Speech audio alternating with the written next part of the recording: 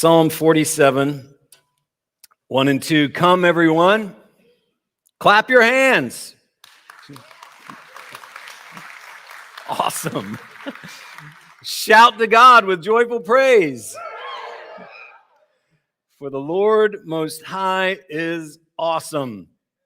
He is the great King of all the earth. Now, I wasn't sure what to expect from you guys this morning, but man, you came through. I was actually expecting just some sort of quiet, response, measured response. And then I was going to have to compare you to Israel. But man, you guys came through. God is the great King of all the earth. Yet when we travel back to when Israel was asking for a king, it was obvious that they were not satisfied with God as their king. It apparently was not enough to have a king that would deliver you from slavery in Egypt and take you through a sea that was divided where you walked across dry land. Apparently, it was not enough to have a king who would feed you in the desert where there was no food.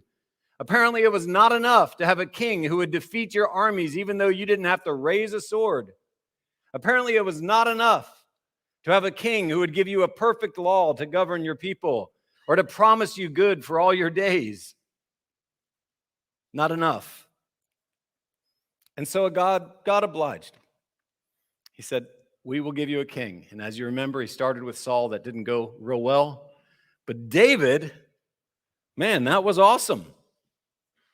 David was a great king. But David's gone. He was a prototype.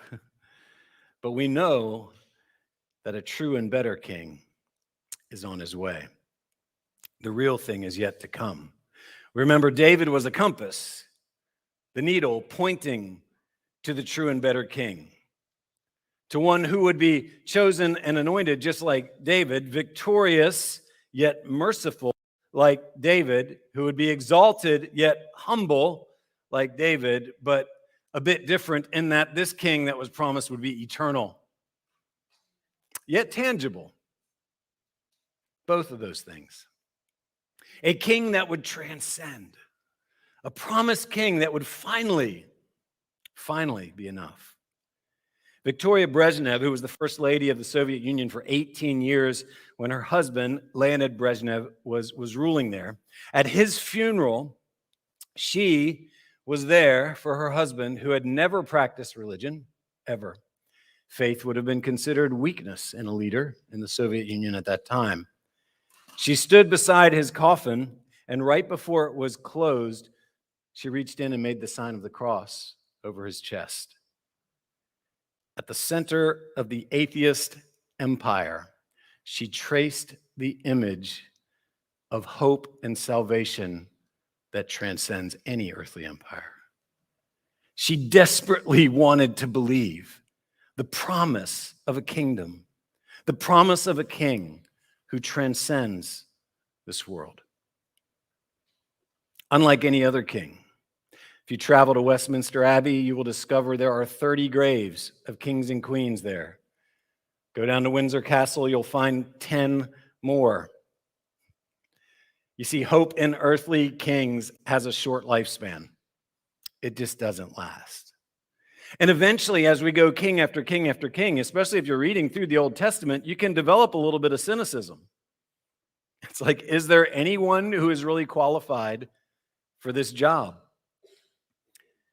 Denis Diderot was an 18th century French philosopher, said, man will never be free until the last king is strangled with the entrails of the last priest.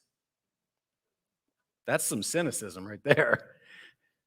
And so we give kings and priests the pink slip.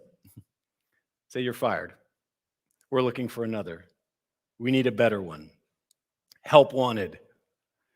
And the help wanted sign apparently still hangs. If you go back and you're reading through king after king in the Old Testament, we still need a better one. 12 kings of Judah will follow. 19 kings in Israel since David. Now, a few do well in Judah. There's a couple. Israel, not so much. But is there one that stands out as the king who transcends, who really is the answer to the promise. When a man walked into a building to apply for a job because there was a sign, help wanted, telegraph operator needed, and he made his way into the office where all the applicants had lined up, many, all sitting around waiting for their chance to go in and talk to the boss to see if they could get the job. Well, this man, when he walked in, he looked around for a moment, and then he just kept walking and walked right past all the applicants, right through the door, into where the boss was, and everybody's thinking, who's this guy? Who does he think he is? When he comes out with the boss, and the boss says, by the way, this man has the job, the rest of you can leave. Everybody's irate. And the boss says, well, this was a job for a telegraph operator. If you hadn't noticed, Morse code's been playing in this room ever since you got here. And what was it saying? It said, if you understand this, come right in. The job's yours. This man gets the job. He heard. He listened. He obeyed. He stepped through the door. He was the qualified. He transcended all the others. Well, the help wanted sign for the king still stands, and we wonder who will hear it, who will step up, who will transcend all these others. And so as we go into Isaiah offers a couple examples of kings in the first 39 chapters of his book. One of them is Ahaz, candidate number one, a failure. I'll just let you know from the start. It's 742 BC. Isaiah the prophet introduces King Ahaz in chapter 7, and he's just this 20-year-old punk who worships false gods. That's King Ahaz. But he's a lot like all the other ones who just test God's patience over and over again. I think there's three kinds of testers. Parents, you recognize this when your children are testing you and testing your patience. There's the innocent tester, right? Who is going to obey, but they just need to know exactly why they should obey. So they want the explanation. I'll clean my room. Just tell me why that's important. That's the innocent tester. Still a little exasperating. Then there's the devious tester. This person is going to disobey, but they're not going to get caught. Kind of like when I would sneak out of the window of my 6-bell classroom in high school and go over to the McDonald's and get back before the teacher ever noticed. Might have happened. Or your kid who feeds food under the table to the dog, and acts like they ate it. That's the devious tester. But then there's the defiant tester. And the defiant tester wants you to know what they think about your rule and what you can do with it. You might have kids like that. Well, there was kings like that. Defiant testers of God. I know your rule, God. This is what you can do with it. That's Ahaz. Now, Isaiah opens knowing there's kings just like this, and he opens with judgment. Because Ahaz is really just a mirror of all the people that he rules. And so Isaiah opens in Isaiah chapter 1, verse 4, saying, sinful nation, a people laden with iniquity, offspring of evildoers, children who deal corruptly. They have forsaken the Lord. They have despised the Holy One of Israel. They are utterly estranged. Isaiah is a book of judgment, but it's also a book of hope. And Isaiah offers hope. There is a transcendent promise of a transcendent king and kingdom that goes beyond Ahaz. And so 23 verses later in chapter 1, Isaiah says, Zion shall be redeemed by justice, and those in her who repent by righteousness. And in chapter 6, Isaiah offers himself and says, God, I will go. I will be your voice. I will take this message of judgment and of hope to your people. But king after king after king has tested the patience of God. In chapter 7 of Isaiah, we read in verse 13, Isaiah says, Hear then, O house of David, is it too little for you to weary men, that you weary my God also? Hear then, O house of Centerpoint, is it too little that you weary men, that you weary God also? How? We weary God when we dismiss our own sin as trivial. We weary God when we detach our hearts from worship. We weary God when our complaining mouths are in overdrive and our worshipful spirits are in neutral. It's wearisome to God. So don't look at Israel and ever think, man, those guys were bad. I'm glad I'm not as bad as them. Ahaz is not going to submit or even allow himself to be used of God. So God's going to do it his own way. He's like, I don't need you, Ahaz. I can perfectly accomplish what I need to accomplish without you. Ahaz, when we're introduced to him, is facing attack by this confederacy of nations. And God comes in and says, look, I'll help you. I am here to help you. And Ahaz says, no thanks. God says, look, just ask me for a sign to confirm that I'll help you. And Ahaz responds, I don't need a sign. Nor you. Can you imagine? But that's what he does. And therefore, the next verse, 7:14, says, therefore the Lord himself will give you a sign anyways. Behold, the virgin shall conceive and bear a son, and shall call his name Emmanuel. That is an answer to Ahaz rejecting God, rejecting his signs. God says, I'm going to do it anyways. And this is how I'll do it. The virgin shall conceive and bear a son, and you shall call his name Emmanuel, which means God with us. In other words, Ahaz, you're going to die. You're not going to be with your people, but I'm promising a transcendent king who will always be with his people because he will be God with his people. And so the promise is of a king who's like no other king that came before, transcends all other kings. And when you get to Isaiah 32, Isaiah says, behold, a king will reign in righteousness. This is a promise.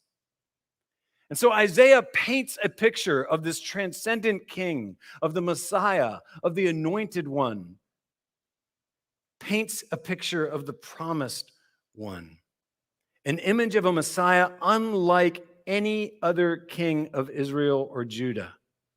And so over the dark canvas of the falling kingdom of Judah, Isaiah is painting this beautiful picture that transcends with transcendent colors. He paints the image of one endowed with the Spirit of God. This is all in chapter 11 of Isaiah, 11:2. This person, the Spirit of the Lord shall rest upon him, the Spirit of wisdom and understanding, and the Spirit of counsel and might, the Spirit of knowledge and the fear of the Lord. It's like he dipped his paint into gold and is painting this beautiful image of a royal king who transcends all others, one who knows truth and speaks truth, who does and judges all things rightly, who delights in the worship of God. This is called the sevenfold Spirit of God that will be upon this king, because the Spirit of the Lord shall rest on him, the Spirit of wisdom, of understanding, of counsel, of might, of knowledge, and the fear of the Lord. Number 7, perfection in the Bible, completeness. What is Isaiah painting? The perfect image of a transcendent king who manifests God completely. But then he gets out another color and he keeps painting. One who is endowed with the Spirit of God and one who ushers in a new age. Listen to this. It goes on in Isaiah 11, verses 6-9. The wolf shall dwell with the lamb, and the leopard shall lie down with the young goat, and the calf and the lion and the fattened calf together, and a little child shall lead them. The cow and the bear shall graze. Their young shall lie down together, and the lion shall eat straw like the ox. The nursing child shall play over the hole of the cobra, and the weaned child shall put his hand on the adder's den. They shall not hurt or destroy in all my holy mountain, for the earth shall be full of the knowledge of the Lord as the waters cover the sea. I feel like he's now painting with green and he's saturating the canvas, revealing this kingdom of the transcendent king where life flourishes. And as we see these images of animals, remember in the Old Testament prophecy, animals are generally like power and nations and kingdoms. And he's saying all of these All of these will be laying down their weapons. They will dwell in peace with one another. Violence will cease. Oppression will end. What a beautiful picture is painted by Isaiah of the promised king and his transcending kingdom. He then paints one who will unite all the nations in rest, because in verse 10, the very next verse, in that day, the root of Jesse, who shall stand as a signal for the peoples, of him shall the nations inquire, and his resting place shall be glorious.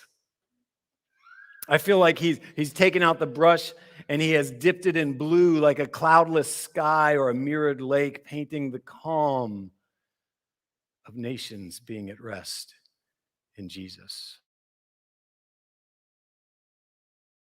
Every nation on earth ever rallied to him? This has not happened. When have they sought him alone for rest? It's not happened. When has there ever been a transcendent king or kingdom like this? This is a person, by the way. It's not just a transcendent idea. It's not a new platform, a political party. It's not the UN. It's not just simply some new world order where someone figures out how to get everybody to cooperate. Matter of fact, modern Jews see the Messiah as an age, not even as a person, as a new order to be ushered in. Over 100 years ago, in the 1880 Pittsburgh Platform for Reformed Judaism, they changed the official central prayer, the Amidah, from hope in a Redeemer to simply hope in redemption. And that this would be the role of God's people, not of a person. If you go to the My Jewish Learning website, you'll read, only when redemption is about to be completed will Messiah be allowed to arrive. Rather than Messiah redeeming us, we redeem Messiah.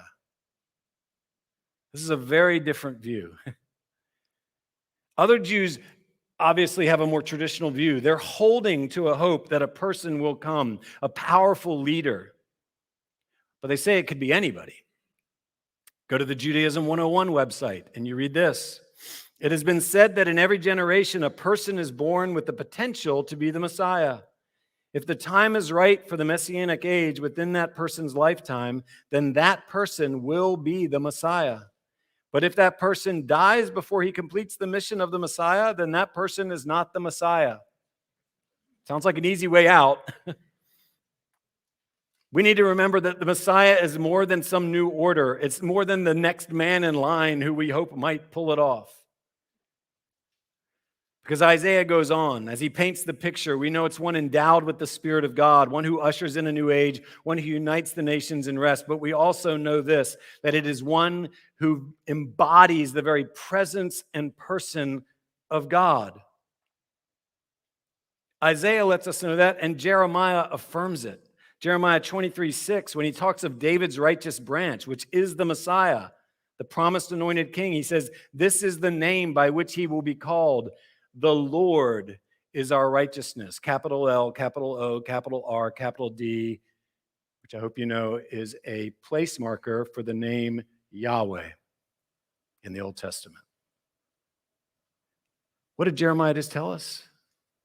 The promised king you're waiting for will be called Yahweh, God. The true and better king will go by the name of God himself. The Messiah must transcend all earthly rules, all earthly titles. He must bear the name of God himself. So Isaiah introduces you to another candidate. Candidate number 2, Ahaz, miserable failure. Well, how about this one? Hezekiah. Hezekiah is a very strong contender for a Messiah. After all, his name means Yahweh has strengthened. He bears the name of God. Maybe this is the one. So in Isaiah 36, we read, in the 14th year of King Hezekiah, Sennacherib, king of Assyria, came up against all the fortified cities of Judah and took them. Once again, trouble on the horizon. Another nation looking to invade. Dust of the enemies is in the air. We can see him coming. Hezekiah, how will he respond? Hezekiah is a king who is committed to God. Listen to the description in 2 Kings 18, 6 and 7. For he, Hezekiah, held fast to the Lord. He did not depart from following him, but kept the commandments that the Lord commanded Moses. And the Lord was with him. Wherever he went out, he prospered. He rebelled against the king of Assyria and would not serve him. This is great. This is unlike any of the other kings. Saying, no way, you foreign powers trying to invade, we rebel against you. Not only that, not only did he commit to God, he cleanses the temple. 2 Chronicles 29, he comes to the priest, he says, listen up, priests. Go light the lamps again. Go burn the offerings. Go blast the trumpets. Worship God. The temple has laid dormant for too long. It's time to worship God. This is a good king, and I want to encourage you. It's like you came in here this morning, you were clapping, you were yelling when I read that psalm. Man, let's worship God with zeal and passion.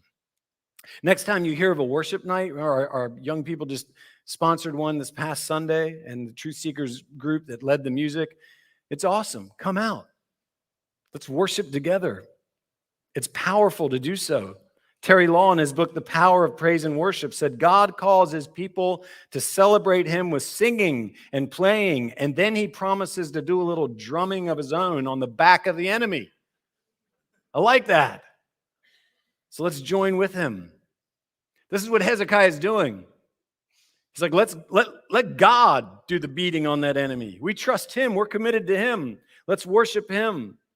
So in 2 Chronicles 31, 20, thus Hezekiah did throughout all Judah, and he did what was good and right and faithful before the Lord his God. And every work that he undertook in the service of the house of God, and in accordance with the law and the commandments, seeking his God, he did with all his heart and prospered. Hezekiah is a boss. He is a true messianic contender. But devotion does not preclude difficulty. And so in 2 Chronicles 32:1, it says, after these things and these acts of faithfulness, Sennacherib, king of Assyria, came and invaded Judah and encamped against the fortified cities, thinking to win them for himself. Ouch. Have you ever noticed that even when you're pursuing God and you're being faithful, that bad stuff still happens? It's true. Even if you feel like you're at your end, though, my friend, we need to remember this is not how the final story ends. This is what Isaiah is saying. I bring you a promise of hope. There is a king and a kingdom that transcends all of this, but it's not Hezekiah's. He crumbles under pressure. God miraculously spares the nation from this invasion, and he even spares King Hezekiah from this illness that's taken on. And then God says, look, I'm here to help you. Just ask me for a sign like he did for Ahaz. And Hezekiah takes him up on it. He says, that would be great. Can I have a sign? Would you turn back time? It's like, we're going to ask for a sign, man. Just turn back time. Go ahead, affect the entire solar system, would you? Well, God does it. They watch the sundial actually go back 10 degrees, the shadow. 40 minutes, they say. But they're not the only ones who notice the sign. There's another power over here besides Assyria, the Babylonians. They notice it. And we read in 2 Chronicles 32, in the matter of the envoys of the princes of Babylon, who had been sent to him to inquire about the sign that had been done in the land, God left King Hezekiah to himself in order to test him and to know all that was in his heart. And Hezekiah's pride gets the best of him. Rather than just pointing to God and say, isn't God awesome? He invites these Babylonian envoys in and he shows them all his treasure and all his power. And so we read in Isaiah 39, Isaiah said to Hezekiah, hear the word of the Lord of hosts. Behold, the days are coming when all that is in your house and that which your fathers have stored up till this day shall be carried to Babylon. Nothing shall be left, says the Lord. Hezekiah is not the one. He will conceive evil heirs. His son Manasseh and Manasseh's son Ammon, rotten guys. It's said of Manasseh in 2 Kings 21:16, moreover, Manasseh shed very much innocent blood till he had filled Jerusalem from one end to another. And he leads his people to sin. The grandson of Hezekiah says in 2 Chronicles 33:22, he did what was evil in the sight of the Lord, as Manasseh his father had done. Ammon sacrificed to all the images that Manasseh his father had made and served them. It's not going well. And then we say, was anyone then better than Hezekiah? Anyone before or after? Is there any hope in a king? You might say, Josiah comes next. Okay, Josiah's awesome. But it said of Hezekiah this, 2 Kings 18:5, Hezekiah trusted in the Lord and the God of Israel, so that there was none like him among all the kings of Judah after him, nor among those who were before him. In other words, Hezekiah is as good as it gets. Not Josiah, not the next one, Jehoahaz or Jehoiakim or Jeconiah or Zedekiah, the last one. That's it. You're at the end. The bullpen's empty. There's no more to call up to the mound. We're done. But the promise of a king still stands, doesn't it? Well, you turn the page, Jerusalem is captured, the temple is burnt, Zedekiah, the last king, is blinded, Judah is reduced to a province of a foreign power, David's kingdom seemingly disappears. People are taken off into exile. Eventually they return, they do some rebuilding, but there's no king. It will always be under this foreign power. What's next? Like the man who stopped to watch a Little League baseball game, and he walked up to a little kid in the dugout, said, "What's the score?" He said, "Well, they're beating us 18-0. He said, "You must be discouraged, young man." He said, No, we haven't got up to bat yet." God hasn't got up to bat yet. It may seem very discouraging, but there's hope. 2 Peter 3:9, the Lord is not slow to fulfill his promise, as some count slowness. Just wait for him to get up to bat. But right now, the help wanted sign is still hanging. Is there anyone who can fit the bill, who's a suitable king, needed, help wanted, a transcendent king, a better temple cleanser than Hezekiah, one qualified to dispel all darkness, to multiply joy, to banish oppression, and to end violence, as Isaiah says in chapter 9. This promise, the people who walked in darkness have seen a great light. Those who dwelt in a land of deep darkness, on them has light shone. You have multiplied the nation. You have increased its joy. They rejoice before you as with joy at the harvest, as they are glad when they divide the spoil. For the yoke of his burden, the staff for his shoulder, the rod of his oppressor, you have broken as on the day of Midian.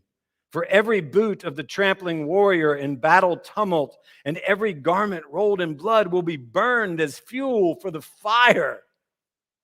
Who can light such a fire? The help wanted sign is still up. Who can offer an easier yoke?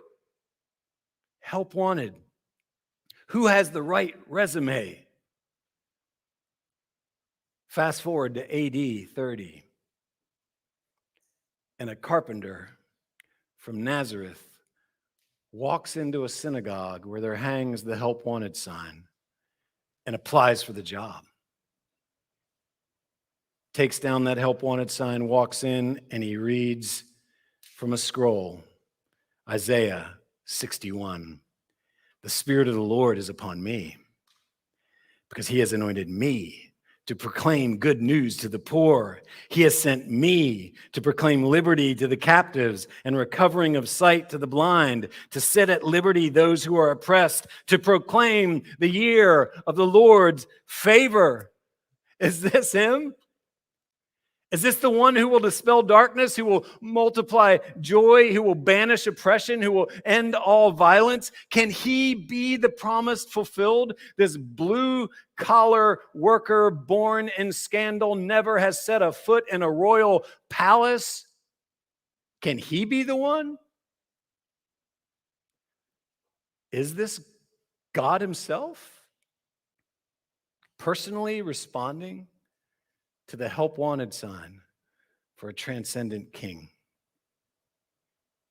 Well, the answer to that is next week's subject, my friend, when we will look at the birth of a king. Isaiah 9:6, for to us a child is born, to us a son is given, and the government shall be upon his shoulder, and his name shall be called Wonderful Counselor, Mighty God, Everlasting Father, Prince of Peace. Let's pray.